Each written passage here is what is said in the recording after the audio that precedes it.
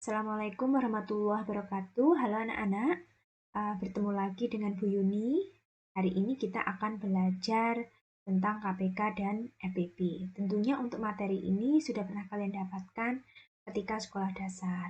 Namun di sini kita akan lebih mendalaminya lagi. Nah, perhatikan ya, di sini Bu Yuni akan memberikan contoh kasus sehingga kalian diharapkan akan lebih mudah untuk memahaminya. Untuk contoh yang pertama, perhatikan, Dinda berenang setiap 6 hari sekali, dan di tempat yang sama, Putri berenang setiap 8 hari sekali. Jika pada tanggal 15 Juni mereka berenang bersama, maka pada tanggal berapakah mereka akan berenang bersama lagi? Nah, dari soal, diketahui Dinda berenang setiap 6 hari sekali, dan Putri berenang setiap 8 hari sekali. Pertanyaannya, kapankah mereka akan berenang bersama-sama lagi? Kalian harus menganalisa dulu. Soal tersebut termasuk KPK ataukah FPP? Dari pertanyaannya, kapankah mereka akan berenang bersama? Dan diketahui dari soal, itu Dinda berenang setiap 6 hari sekali dan Putri berenang setiap 8 hari sekali.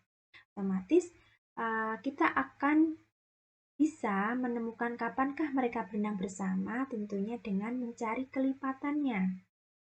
Jadi atau mengurutkan 6 hari kemudian dari tanggal 15, kemudian terus dan juga untuk yang putri 8 hari berikutnya setelah tanggal 15 sampai mereka akan bertemu pada tanggal yang sama.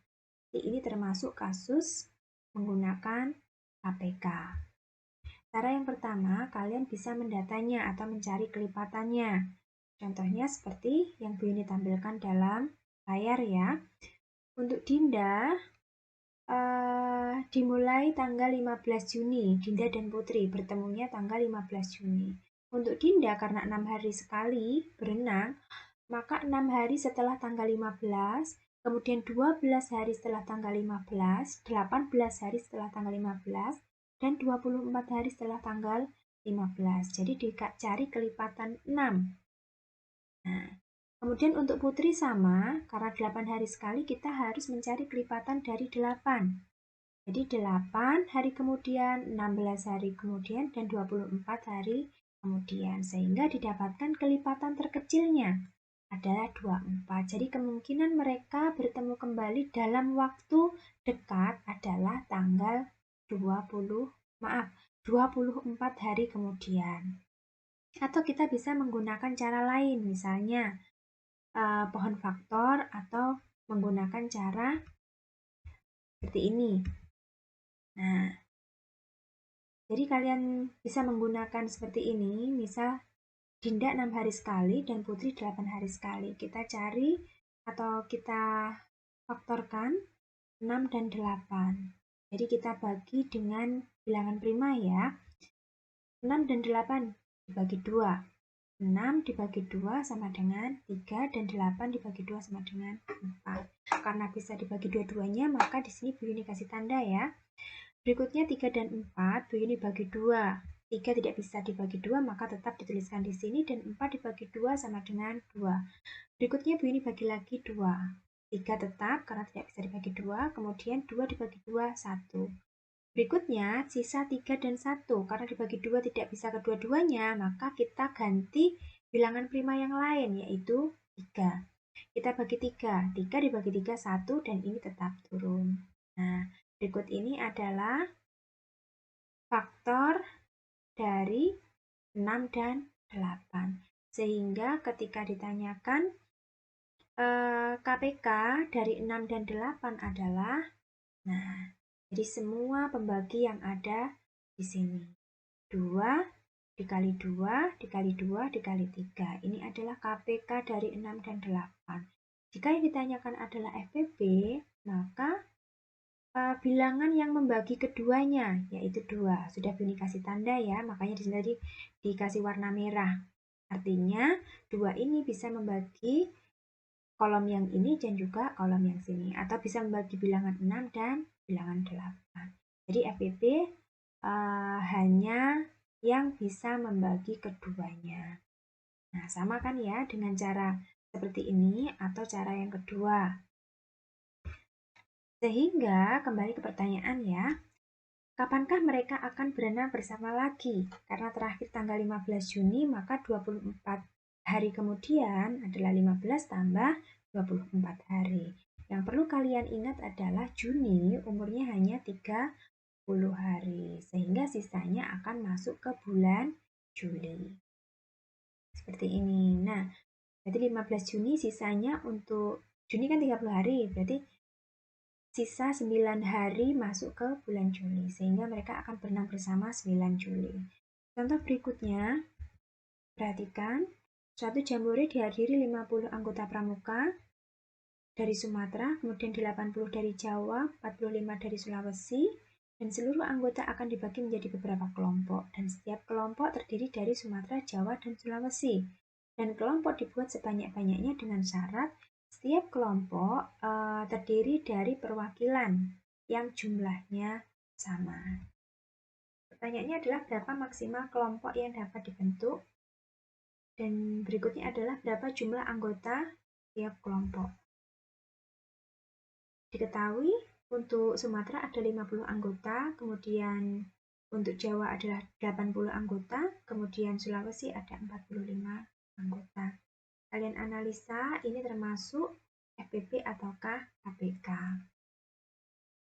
Karena kita harus membagi rata, ini termasuk masalah berkaitan dengan FPP, atau kita harus mencari faktor persekutuan terbesarnya.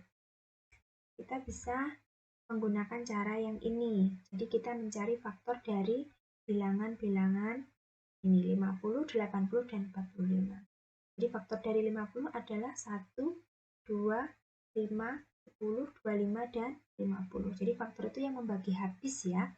Kalau faktor prima berarti bilangannya bilangan prima yang membagi habis suatu bilangan tersebut. 80, 1, 2, 4, dan seterusnya.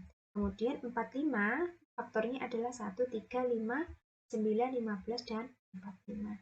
Karena yang ditanya adalah faktor persekutuan terbesar, maka FPP-nya adalah 5. Dicari yang sama, bilangan sama dari ketiganya, dan yang terbesar.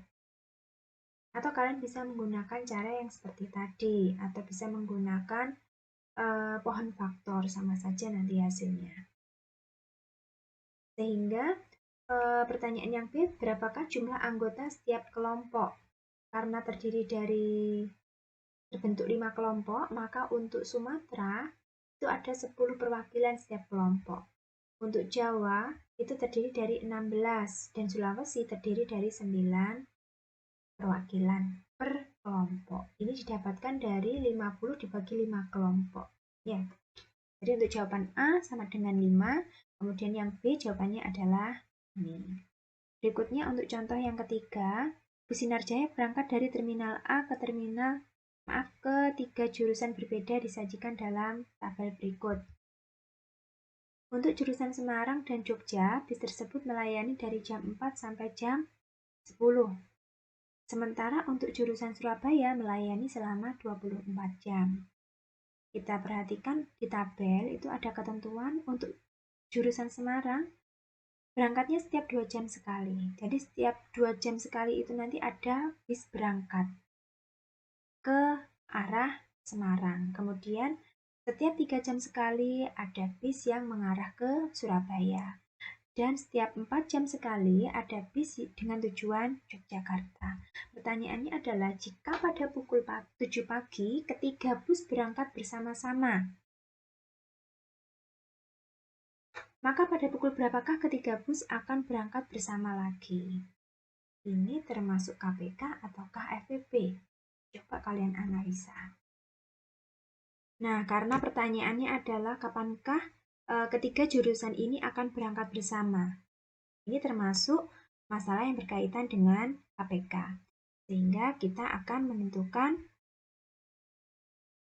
kelipatan dari Ini untuk Semarang 2 jam sekali, dan Surabaya 3 jam sekali, Jogja 4 jam sekali. Sehingga karena ketiganya tadi berangkat bersamaan jam 7 pagi, maka Semarang 2 jam berikutnya adalah jam 9, kemudian jam 11, 2 jam berikutnya jam 13, dan seterusnya, gitu ya. Kemudian untuk Surabaya, karena 3 jam sekali berangkat, maka 3 jam setelah jam 7, jam 10, kemudian jam 13, jam 16, jam 19, dan seterusnya. Jogja, karena 4 jam sekali, maka setelah jam 7, jam 11, jam 15, jam 11, dan seterusnya. Karena ini tanya adalah KPK-nya, maka kelipatan yang terkecil, kelipatan persekutuan terkecil, yaitu jam 19 atau jam 7. Nah, sudah ketemu. Sehingga ketiga jurusan akan berangkat bersama-sama pada pukul 7 malam. Nah, cukup mudah ya untuk dipahami. Kalian nanti coba kerjakan latihan yang Bu Yuni berikan. Dan jangan lupa kalian mempelajari dari sumber lain ya, misal dari buku paket, LKS, ataupun dari internet. Nah, banyak-banyak latihan juga. Nah, sekian untuk pembelajaran hari ini. Bu Yuni akhiri. Wassalamualaikum warahmatullahi wabarakatuh.